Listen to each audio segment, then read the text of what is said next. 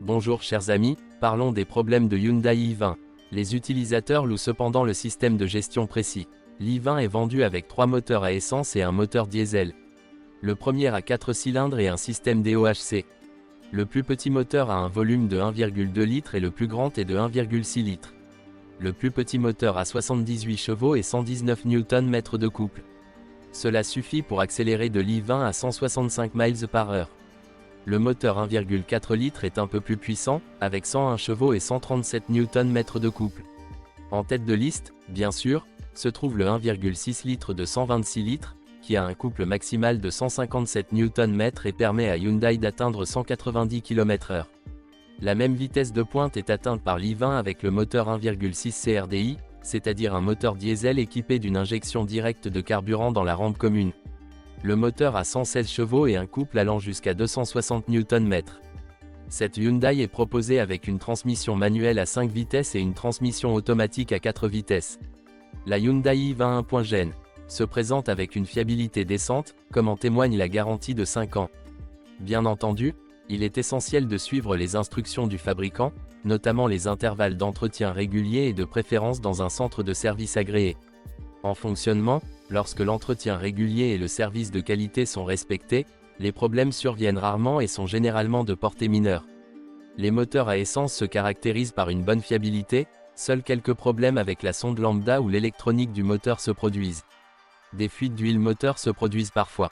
Un kilométrage plus élevé peut signifier une usure excessive des injecteurs sur les moteurs diesel, ce qui entraîne un ralenti irrégulier et plus bruyant, un démarrage du moteur plus difficile et une puissance moindre.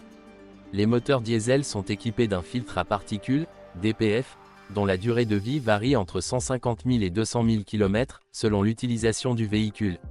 Parfois, la durée de vie du filtre est plus longue, parfois plus courte, notamment si le véhicule roule sur des distances plus courtes et que le filtre ne parvient pas à se régénérer en raison de l'interruption de la combustion d'essuie. Les problèmes de DPF se produisent généralement avec un voyant lumineux ou une réduction de puissance, passage en mode sécurité. Les véhicules équipés de disques de frein à l'arrière rencontrent des problèmes avec les étriers de frein arrière. Dans la plupart des véhicules, les problèmes surviennent à un stade précoce d'exploitation, lorsque la réparation est couverte par la garantie. Lors du démarrage du véhicule, un bruit est créé au niveau de la suspension avant, le problème survient en raison de l'usure des supports en caoutchouc des ressorts et des stabilisateurs avant. Un grand nombre de véhicules sont confrontés à des problèmes d'embrayage glissant, bruyant et grinçant. Afin de remédier à ce problème, il est nécessaire de remplacer la butée d'embrayage et le panier d'embrayage. Certains propriétaires signalent des fuites d'huile moteur, quel que soit le moteur. Rouille sur certains éléments de carrosserie, bagages, garde-boue. Dans les premiers véhicules, des déformations du tableau de bord peuvent survenir lors d'une exposition prolongée au soleil et à la chaleur. Les premiers modèles de véhicules ont rencontré des problèmes de climatisation, notamment en ville. Le problème a été résolu en reprogrammant l'ordinateur de climatisation. Le moteur recommande de changer l'huile moteur tous les 20 000 km ou une fois par an, en particulier pour les moteurs diesel, il est conseillé de raccourcir cet intervalle à un maximum de 15 000 km. Il est recommandé de changer le filtre à air tous les 40 000 km, et bien sûr plus tôt si l'entreprise conduit dans un environnement poussiéreux. Le filtre à carburant a un intervalle prescrit de 60 000 km pour les moteurs diesel 40 000 km. Il est recommandé de changer les bougies d'allumage pour les moteurs à essence tous les 40 000 km. Le filtre à air doit être changé tous les 20 000 km ou une fois par an. Tous les moteurs sont équipés d'une chaîne sans entretien comme entraînement du moteur.